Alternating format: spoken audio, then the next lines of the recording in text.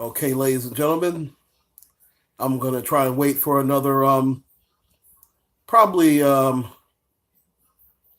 probably another 30 to 40 seconds. Then I'm going to start. This is only my second time doing a live stream, ladies and gentlemen, so please bear with me. Um, this is Claude White, and this is the Pittsburgh Steelers Report. And in case you didn't notice, the Pittsburgh Steelers just won a hard-fought, rough-and-tumble game against the Baltimore Ravens. Steelers pull it out 23-16. Very pleased with the way we played. I'm not 100% satisfied, of course. I mean, you always strive for perfection. The defense definitely has turned the corner. They have done a 360-degree turnaround. They are not the same defense that they were in week 3. They were pathetic. This is not the same team that got their ass handed to them against the Baltimore Ravens at home. And you remember I made the quote that they did everything but pull their pants down and whatever. But that was not the case in this game. This game, the Steelers were the ones who were dictating the tempo. They were the more physical team. James Conner, I mean, what can you say about him? He has been outstanding. Listen, I'm not going to say that he's better than Le'Veon Bell. Listen, Le'Veon Bell has been the best running back in football over the past 3 to 5 seasons.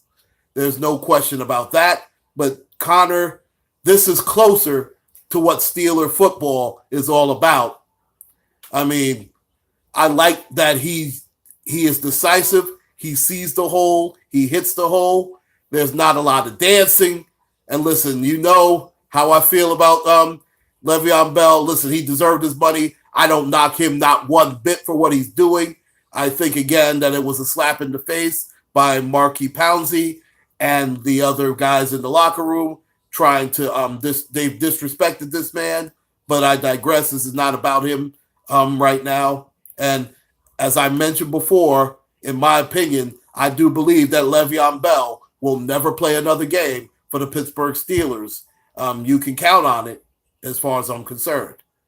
The defense was outstanding. Let me tell you something. Joe Flacco, he shot, man. I mean, damn. I mean, Joe Flacco is finito. He is done. Let me tell you. Joe Flacco, I mean, he missed a wide open. Lamar Jackson could have danced into the end zone. He was so fucking wide open. That was an absolute disgrace how he missed him. And now, one of those balls, I think Crabtree could have caught. He had his hands on it. I understand it wasn't a perfect throw, but I'm not going to get on Flacco too much. But let's also be fair. The Pittsburgh Steelers pass rush is outstanding. I know I've called him Dud Dupree the first 3 weeks of the season. He's been anything but. The entire pass rush has worked well.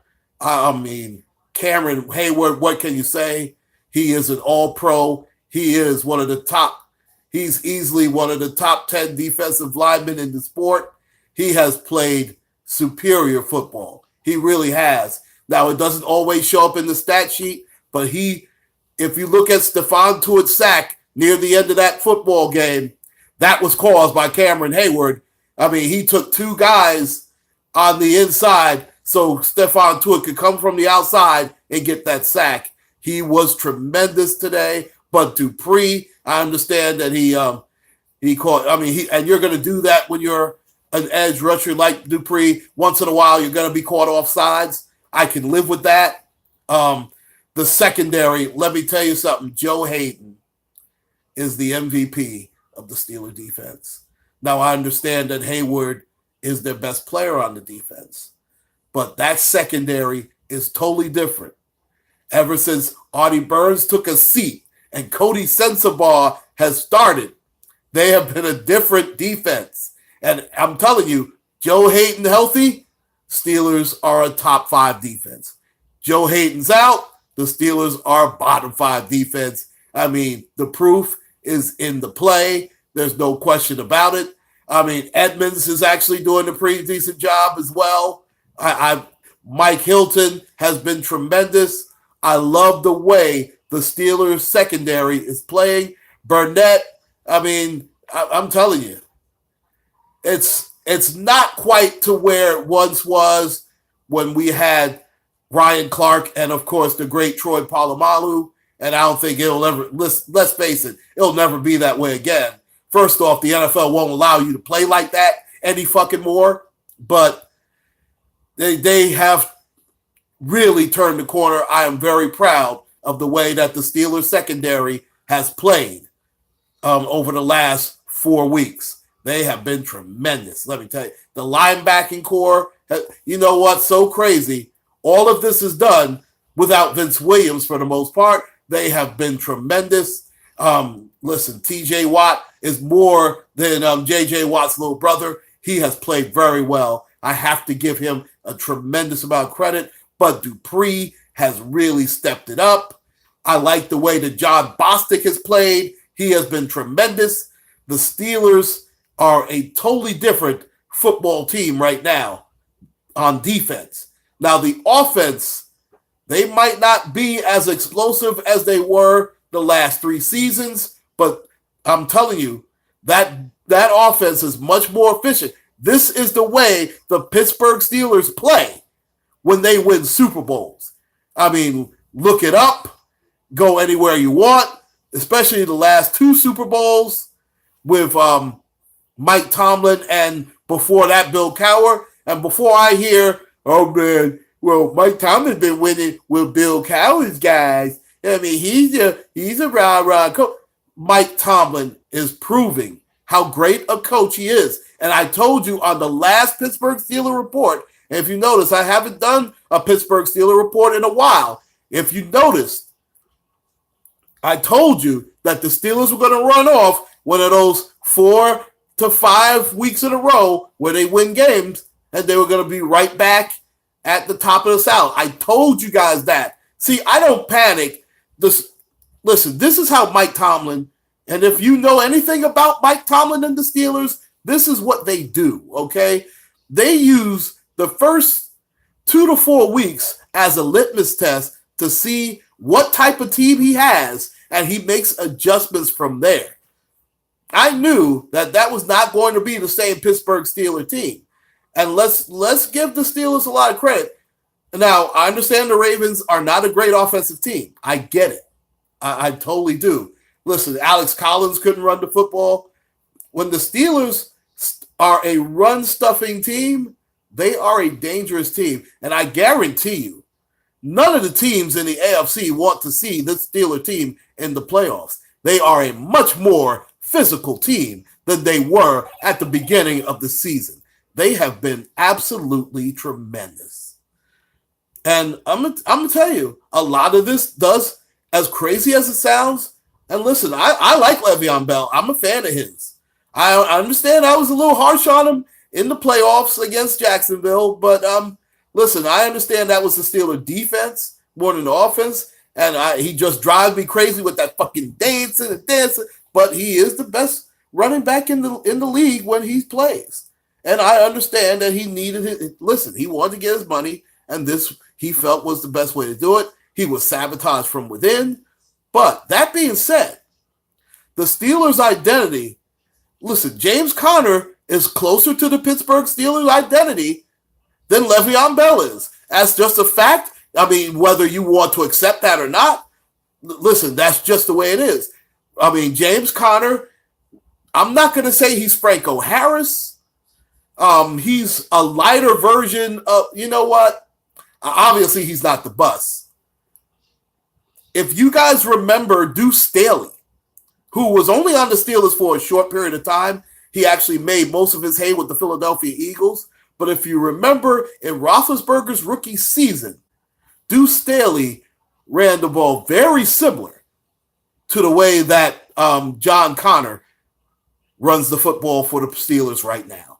I mean, he is a between-the-tackles, no-nonsense running back. He lowers his shoulders. He follows, I mean, he follows through on his runs every single time. I mean, he doesn't get cheated, let me tell you. And you can tell these offensive linemen like blocking for this guy. I mean, let's face it, I don't know what type of Obviously, the relationship between Bell and the offense was fractured. I mean, there's no question about it. I understand he does obviously still have allies in the locker room. I mean, you look at what Juju Smith-Schuster was trying to do. But let's face it. You can see that these guys, look at Pouncey, look at Ramon Foster, look at the way that they're finishing those blocks for this young man, Connor. They want to see, they're challenging they're challenging Le'Veon Bell's manhood as quiet as it's kept. Okay? They really are. There's no question about that. But they really finished those blocks. And again, a huge difference also is David DeCastro was out a couple of weeks. The Steelers couldn't do anything running the football. It is no coincidence that David DeCastro, healthy, you see how that offensive line is performing, especially running the football. Look at what they're doing. I mean, look at how much more efficient Big Ben is throwing the football. And listen, he got the wind knocked out of it. It looked a little scary, but you know what? The ironic part is one of the biggest, if not the biggest pass of the game was made by Josh Dobbs when they were basically at the 3-yard line, and he made a tremendous pass. I mean, he fit that ball only to where that man could get it. There was no question about that. And you have to give Josh Dobbs a lot of credit. He may have saved the game for the Pittsburgh Steelers. Let me tell you, I can guarantee you one thing. Landry Jones would have never did that. I guarantee you that. Landry Jones would have screwed that up somehow. He would have either took a sack, there would have been an incompletion, he might have thrown a pick. I am so happy that Josh Dobbs is now the second-string quarterback.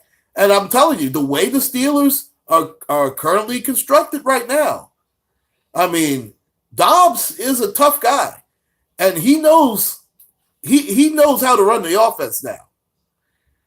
I'm not hoping that anything happens to Big Ben Roethlisberger. Listen, obviously the Steelers are a lot better team with Ben Roethlisberger than without. There's no doubt about that. But I have a lot more faith in Josh Dobbs than Landry Jones.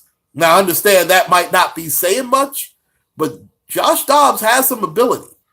And unlike we know most quarterbacks from Oklahoma, all you have to do now, I'm not counting Baker Mayfield because he's a different type of dude.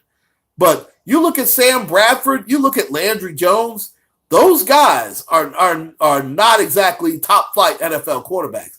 There's always something with Bradford. You see, he got cut. I mean, please, I wouldn't want Bradford anywhere near this team. And listen, you see what we have with Landry Jones. He wasn't shit, okay?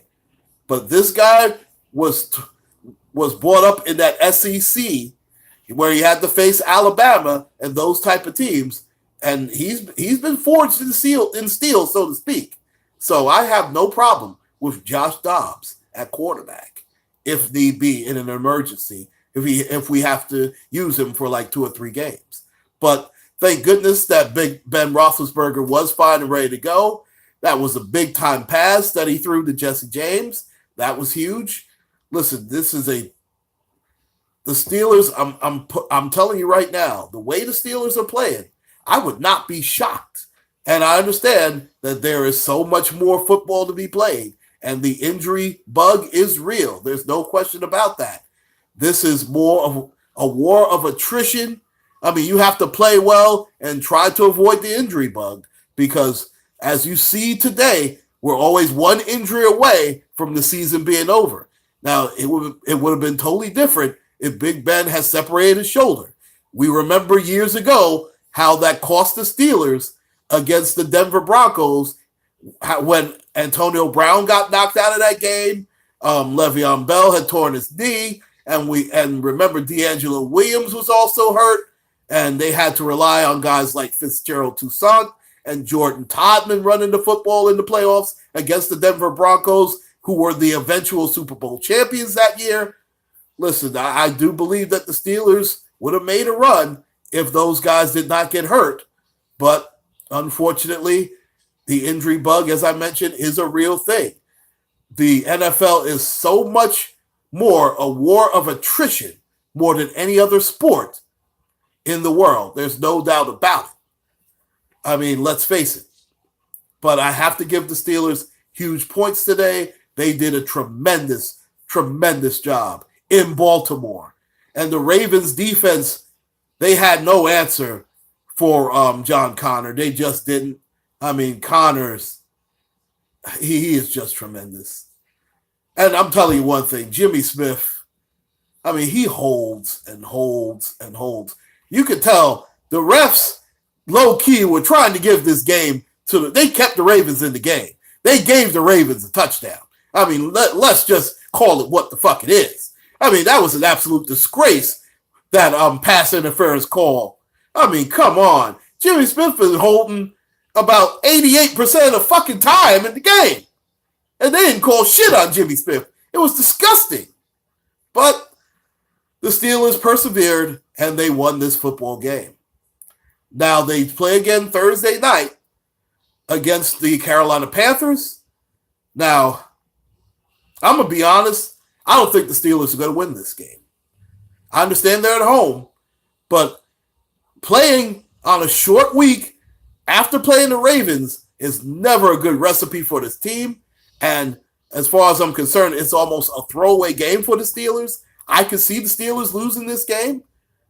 Now, if the Steelers really kick butt in this game, that would be a true litmus test to see how far the Steelers go as far as seeding and as far as the playoffs. If the Steelers were to ever win this Thursday night game and win convincingly against Cam Newton, did you see the way that the Carolina Panthers played today? They were outstanding. Now, I understand that Fitzmagic gave him a little bit of a comeback. I understand that. But they did score another touchdown late to give them some breathing room. Let's face it. To be quite honest, Tampa Bay was really, truly never in this game. I mean, there was a little bit of window dressing. Fitzpatrick is going to do that. But the Carolina Panthers, that's a great test for the Steelers. But I don't think that I'm going to be honest. I'll be totally shocked if the Steelers won this football game. I could see them losing Thursday night. Now, I understand that they always play well under the lights for the most part. So, I mean, let's just stay tuned and see what happens. I don't think that the Steelers had any major injuries at the end of this game. Again, I mean, I guess they'll rotate the tires on Mr. Roethlisberger. I mean, he did Big Ben things today. I mean, he didn't have the greatest of stats, but what you look at the way that the Steelers performed on third down. They were absolutely tremendous. I mean, my gosh. They were about, I want to say 8 of 13 on third down. And that's why the Steelers came away with this football game today. This is going to be a quick live stream. I see that, I guess nobody wanted to join in. I pray that later on that you guys take a gander at this. We'll get ready for this Thursday's game against the Carolina Panthers at Heinz Field. Please like and subscribe, ladies and gentlemen. This is Claude White with the Steelers Report. Please take care and God bless.